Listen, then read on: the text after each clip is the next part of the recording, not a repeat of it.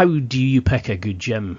We have maybe 4 in Glasgow that you could base it on, and depending on the nature of what you want, there's the sort of one that's based for the MMA kind of guys, there's ones for the fitness guys, and there's ones for the in-betweens.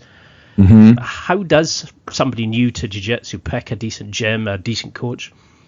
For you, for instance, how do you pick a gym? So what do you think if we were to sort of nail down a very particular attribute, like, or something the person's going to have to do, like, what's going to be the most important thing for the person's long-term success in jiu-jitsu?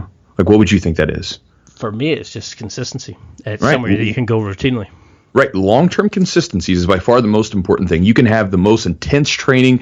You could have the best black belts, the best training partners, whatever. But if you're not training consistently for a long period of time, you're simply just not going to get much out of it. And so to me, the biggest thing is finding a place that you feel like you mesh with, finding a place where you feel like you can go to and like this is your place. And that's going to be different for everybody, right? Like, some people want different things. And so you got to go to these different gyms and find the place where when you walk in, it's like, yeah, this feels good. Because you go in and you feel like, yeah, this is good. I've had people that have come into my gym from other gyms, and they didn't like it. They didn't like the other gyms they went to. They felt like something was just off. They came into my gym and they loved it. They're like, man, this just feels perfect. This is what I wanted, right? And then I've had people come in and they weren't getting something that they wanted in particular. They were like, well, I wanted to do more of this, and you guys don't really do this as much.